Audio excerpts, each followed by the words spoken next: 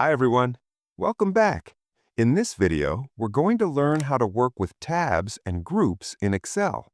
We'll see how to create your own tab, rename it, add options, and even remove it when you no longer need it. Let's get started. What are tabs and groups? At the top of Excel, you can see several tabs like Home, Insert, Page Layout, and Formulas. Each tab contains groups. For example, in the Home tab, you have groups like Clipboard, Font, Alignment, and Number. So basically, tabs organize your tools, and groups organize commands inside those tabs. Sometimes you don't need all the built-in tabs. Maybe you just want quick access to your favorite tools. In that case, you can create a custom tab. Here's how.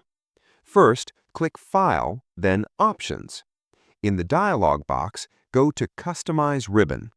On the right side, you'll see a list of all main tabs, like Home, Insert, and others. At the bottom, click New Tab.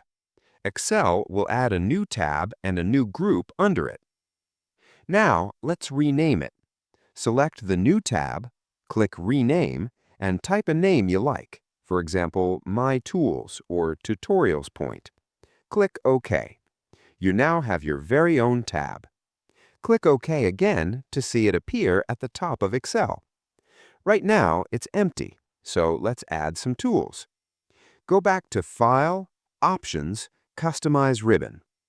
Under your new tab, click New Group or use the one already there. From the list on the left, choose the commands you want. For example, font type, font size, font color. Click Add after each one. Now your group has useful commands. You can also rename the group. Select it, click Rename, type something like Font Tools, choose an icon, and click OK. Click OK again to save your changes. When you look at your new tab, you'll see your custom group with the tools you just added. If you no longer need your custom tab, go back to File, Options, Customize Ribbon. To hide it, just uncheck the box next to the tab name. To delete it completely, select the tab and click Remove. Click OK, and it's gone. In this lesson, we learned how to create a new custom tab, rename it, add groups and commands, and hide it or delete it. That's it for this video. Now you know how to personalize Excel and make your workspace exactly how you want it. Thanks for watching, and I'll see you in the next video.